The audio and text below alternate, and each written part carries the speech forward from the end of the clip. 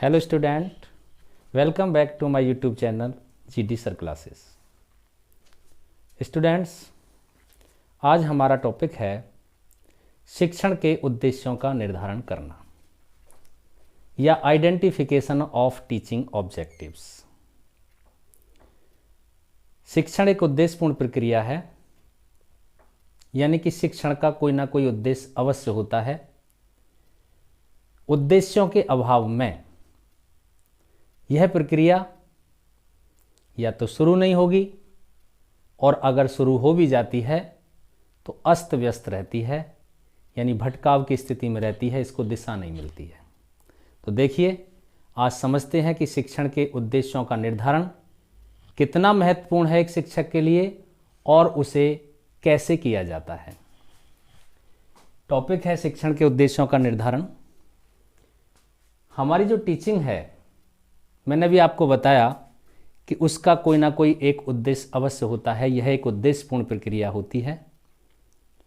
तो यदि टीचिंग का उद्देश्य निर्धारित है, यानी एक शिक्षक जिसने अपने शिक्षण का उद्देश्य निर्धारित कर लिया है, तो उसे एक दिशा मिलती है, डायरेक्शन मिलती है। यानी कि टीचिंग को डायरेक्शन मिलती है उद्देश्यों के निर्धारण से। यदि ये उद्देश्य निर्धारित ना हो तो एक शिक्षण नॉन डायरेक्शनल हो जाता है, दिशा विहीन हो जाता है। एक शिक्षक को यह स्पष्ट नहीं होता कि उसे अपनी टीचिंग किस दिशा में करनी है। तो इसलिए शिक्षण के उद्देश्यों का निर्धारण करना अति आवश्यक हो जाता है।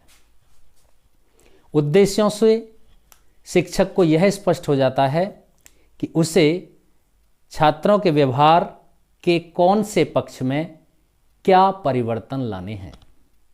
यानी जो अपेक्षित व्यवहारगत परिवर्तन की बात करते हैं, अगर यहाँ देखें, जब शिक्षण शुरू होता है तो शिक्षण में आने से पहले, यानी कक्षा में जब स्टूडेंट बैठा है और टीचर पहुंचता है और अपना टीचिंग शुरू करना चाहता है, तो उस समय जो छात्र हैं उनका जो व्यवहार है उसको पूर्व व्यवहार कहा गया है, या उसको एंटरिंग बिहेवियर कहते हैं। पूर्व व्यवहार, एंटरिंग बिहेवियर, यानी एंट्री के समय का बिहेवियर। छात्रों का पूर्व ज्ञान उस टॉपिक के बारे में क्या है, उसको हम एंटरिंग बिहेवियर कहते हैं। और जब टीचर टीचिंग करना शुरू करता है, जब वह शिक्षण शुरू करता है और इस शिक्षण के माध्यम से छात्रों के पूर्व व्यवहार को अंतिम व्यवहार में परिवर्तित करने का प्रयास करता है, या टर्मिनल बिहेवियर में चेंज करने का प्रयास करता है, इसी को कहते हैं अपेक्षित व्यवहारगत परिवर्तन लाना। एक शिक्षक शिक्षण के माध्यम से छात्र के पूर्व ज्ञान को या पूर्व व्यवहार को अंतिम व्यवहार में परिवर्तित करने का प्रयास करता है, या उसके व्यवहार में परिवर्तन लाने का प्रयास करता है, उसको हम टर्मिनल बिहेवियर कहते हैं, अपेक्षित व्यवहारगत परिवर्तन कहते हैं।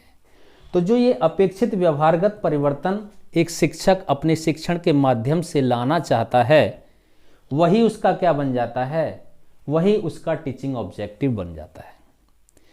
तो कहा जाता है कि एक शिक्षक को अपने शिक्षण के उद्देश्य भली भांति ढंग से निर्धारित कर लेने चाहिए। क्यों? क्योंकि पूरी शिक्षण प्रक्रिया इन्हीं शिक्षण उद्देश्यों पर आधारित होती है।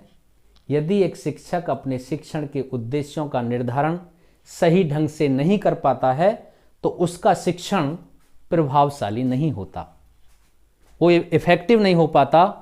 वहाँ टीचिंग और लर्निंग में बैलेंस नहीं होता और शिक्षक और छात्र दोनों ही भटक जाते हैं।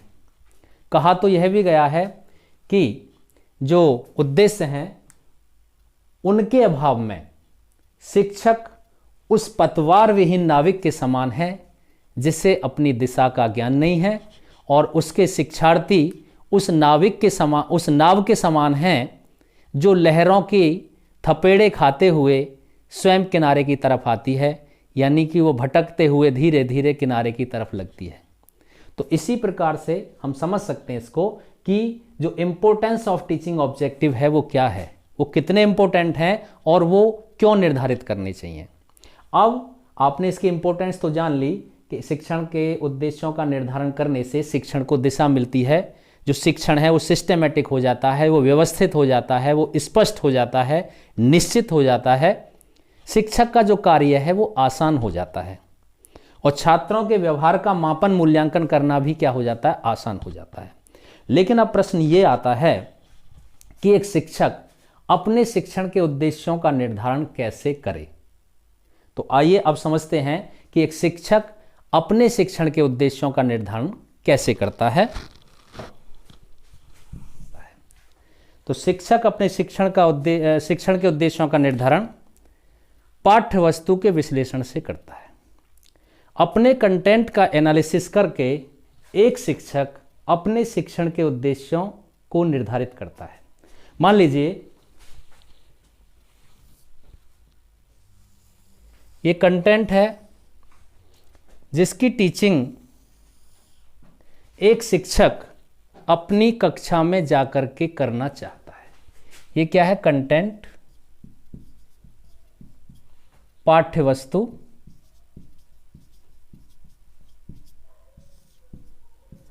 जिसकी टीचिंग एक शिक्षक अपनी कक्षा में जाकर के करना चाहता है। मैंने भी आपको बताया इस कंटेंट का यदि एनालिसिस कर लिया जाए, इस कंटेंट को छोटे छोटे भागों में विभाजित कर लिया जाए, तो यहां से शिक्षण के उद्देश्य निर्धारित हो जाएंगे, यानी यहीं से आइडेंटिफिकेशन हो जाएगा टीचिंग ऑब्जेक्टिव्स का। तो देखिए, यदि शिक्षक ने अपने इस कंटेंट को 4 भागों में बांट दिया, मान लीजिए उसके 4 भाग हो रहे हैं, तो ये 4 भाग अपने आप में क्या हैं, टीचिंग पॉइंट है। ये टीचिंग पॉइंट है, शिक्षण बिंदु हैं। ये पहला टीचिंग पॉइंट, ये फिर टीचिंग पॉइंट आ गया, ये अगला टीचिंग पॉइंट आ गया और ये भी टीचिंग पॉइंट है। अब मान लीजिए जो पहला टीचिंग पॉइंट है, पहला जो शिक्षण बिंदु है, वो उसमें क्या है, डेफिनेशन, परिभाषा। जो कंटेंट एक शिक्षक अपनी कक्षा में टीच करने जा रहा है, पढ़ाने जा रहा है, उसमें पहला टीचिंग पॉइंट उसका मान लीजिए परिभाषा बन रहा है। एक और टीचिंग पॉइंट बन रहा है मीनिंग। जब उसने इसका एनालिसिस किया तो दूसरा टीचिंग पॉइंट बना उसका अर्थ। तीसरा टीचिंग पॉइंट क्या बना, कैरेक्टरिस्टिक्स, विशेषताएं।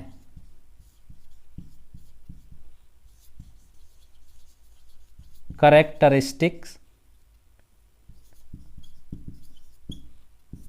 विशेषताएं। एक अगला जो टीचिंग पॉइंट बना नेक्स्ट, वो बना एप्लीकेशन, यानी प्रयोग करना, उपयोग करना। तो जब कंटेंट का एनालिसिस किया गया, पाठ्य वस्तु को छोटे छोटे भागों में विभाजित किया गया, तो वहां से शिक्षण बिंदु निकल करके आए, यानी शिक्षण बिंदु स्पष्ट हो गए कि हमें कौन कौन से पॉइंट की टीचिंग जाकर के कक्षा में करनी है। तो यहां पर आप देख रहे हैं जो कंटेंट है उसके 4 भाग हुए और 4 टीचिंग पॉइंट निकल करके आए।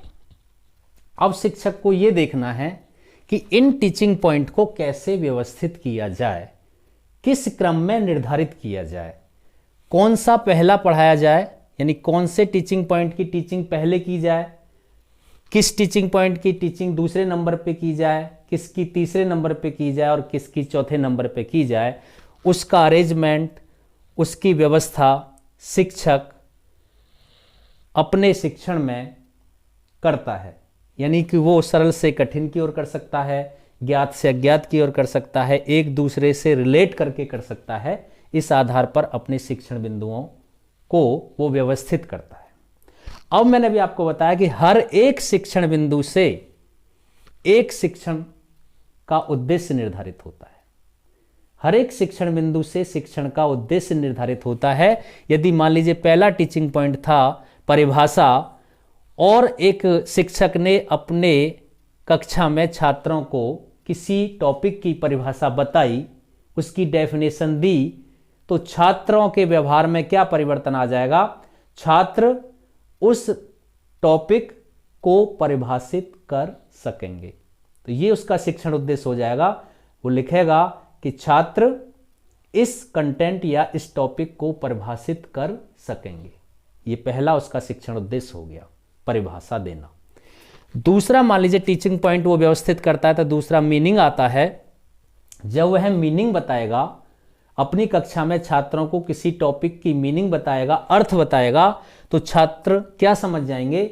छात्र उस बताए हुए अर्थ को समझेंगे, समझ करके याद करेंगे, और आवश्यकता पड़ने पर जब उनसे पूछा जाएगा तो वह उस टॉपिक का या कंटेंट का अर्थ बता सकेंगे, या उसका अर्थापन कर सकेंगे, या अपने शब्दों में उसकी व्याख्या कर सकेंगे। ये उसका दूसरा टीचिंग ऑब्जेक्टिव हो जाएगा। तीसरा टीचिंग पॉइंट मान लीजिए उसकी कैरेक्टरिस्टिक हो गई, विशेषताएं हो गई। मान लीजिए शिक्षक ने अपने टॉपिक की विशेषताएं टीचिंग में छात्रों को बताई, तो छात्रों ने उन विशेषताओं को सुना, समझा और याद किया, और आगे जब पूछा गया तो छात्र उस टॉपिक की विशेषताएं या उस कंटेंट की विशेषताएं, उस प्रकरण की विशेषताएं बता सकेंगे या समझ सकेंगे। तो ये उसका अगला टीचिंग पॉइंट हो जाएगा। नेक्स्ट टीचिंग पॉइंट क्या है? प्रयोग। मान लीजिए चौथा उसका टीचिंग पॉइंट क्या है? प्रयोग या उपयोग बताना। जो टॉपिक पढ़ा रहा है टीचर अपनी कक्षा में, जब वह उनका उपयोग यानी उस टॉपिक को कैसे उपयोग में लाएंगे या उसके प्रयोग क्या हैं, उससे व्यवहारिक रूप में कैसे अपनाएंगे, उसका व्यवहारिक मूल्य क्या है, तो छात्र उस टॉपिक या उस प्रकरण का प्रयोग समझ सकेंगे या उसका प्रयोग कर सकेंगे। ये उसका अगला टीचिंग ऑब्जेक्टिव हो जाएगा। तो इस प्रकार से एक शिक्षक अपने कंटेंट का एनालिसिस करके अपने शिक्षण के उद्देश्यों को निर्धारित करता है। निर्धारण करना आपने समझा अभी, बड़ा इजी वे में मैंने आपके सामने फिगर के माध्यम से समझाया कि टीचिंग ऑब्जेक्टिव का निर्धारण एक शिक्षक कैसे करता है। निश्चित ही आपको इस वीडियो से शिक्षण के उद्देश्य क्या होते हैं और इनका निर्धारण कैसे किया जाता है, भली भांति इसे आप समझ गए होंगे। छात्रों, मुझे आशा है आपको ये वीडियो अच्छी लगी होगी। आप इसे लाइक करेंगे, शेयर करेंगे और सब्सक्राइब करेंगे। धन्यवाद।